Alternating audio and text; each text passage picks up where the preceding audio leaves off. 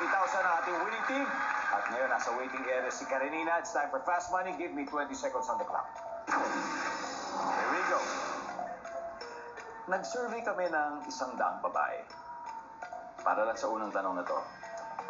Para wala nang umagaw sa boyfriend mo, ipatatato mo ang iyong pangalan sa anong bahagi ng kanyang katawan? Go, sa dibdib. Yes. Hindi lilipad ang eroplano kung walang blank. Piloto. Mayo. Matapos kumain, ilang minuto daw dapat maglakad-lakad? 5 minutes. 10 minutes. Ito ang profesyon mo. Mayabang ang tingin sa'yo ng ibang tao. Attorney. Kung walang plato, anong pwedeng paglagyan ng pagkain? Banana leaf. Dahon ng sagi. Alright, let's go. What? That's the same. Ayon sa No isang Tupperware. para daw walang umagaw. Papatato na yung pangalan niya sa dibdib. Nandiyan pa yung dibdib. I said that as well, Kuya Epi. Hindi lilipad ang aeroplano. Siyempre, kung walang piloto. Survey says, yes. Right. Matapos kumain, 5 minutes, maglakad-lakad. Ano sabi ni survey dyan?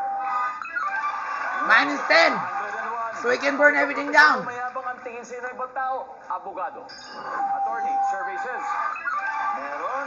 Okay? Kung walang plato, anong pwedeng paglagyan ng pagkain? Dahon ng saging. Survey says, Sinabi ko yun. Wow. Especially when you have a bullet fight. Very nice. Let's welcome back, Carolina. Yes, let's go, let's go. Sa tingin mo, ilang puntos na nakuha ni Kuya Eddie? 180. Malapit na. Yes. Di ba tama? Malapit na. 180. 144 nakuha niya. It's getting tougher. 56 to go. Now, eto, nakikita na ng mga manunod ang sagot ni Kuya Eddie Izon. Give me 25 seconds on the clock. Let's do this. Okay. Eto, para sa unang tanong, ang tinanong natin dito, 100 babae. Just for the first question. Para wala nang umagaw daw sa boyfriend mo, ipatatato mo ang iyong pangalan sa anong bahagi Chan. ng kanyang katawan? Ibig sabihin, katawan ng boyfriend. Go! Dibdib. Kamay. Hindi Oh, lilipad come ang on. The hand is so eroplano. obvious. Walang pasahero. Matapos kumain, ilang minuto daw dapat maglakad-lakad? 5 minutes. 10. 10 minutes. Pag ito, Exactly. pag ito, mayabang ang tingin ng ibang tao. Artista. Kung walang plato, Wow. pwede paglagyan ng pagkain. Paper plate. Let's go. Paper plate. Pwede pa rin. Actually, I said Tupperware. Or pwede in the ice cream Tupperware. Let's say, for example, when you're done eating the ice cream, you can put your ulam there.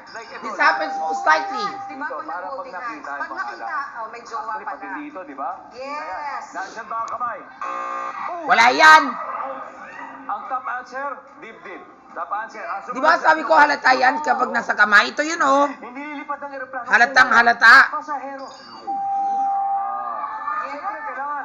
Para sa bus yan, punuan. Yes, oo. Punuan niya, punuan. Para sa jeep. Nandiyan ba ang pasahero? Sana po meron. Boring. Ang top answer ay piloto. Ang number 2 dito ay gasolina. Gasolina. Yeah, I was thinking about that. Gas. Matapos kumain, Or ilang fuel. minuto daw dapat maglakad-lakad. Sabi mo 10 minutes. 10 minutes, mataas yan. Top answer. Told ya. Top answer. 25 to go. Ang saya ni Kuya Epe. Suabe. Pag ito ang profesyon mo, 25 na lang. mayabang sa'yo na ibang tao. Sabi mo, 1/4 na lang. ang sabi ng 1/8. survey, Okay, 1/9. 9/10, 1/10 to go. Yun ang top answer. 20 points to go. 1 question away. Kung walang plato, anong pwedeng paglagyan ng pagkain? Sabi mo yung paper plate. Hindi masyado mataas yan. That's still considered a paper plate, yo. That's still considered a plate, yo. Told you.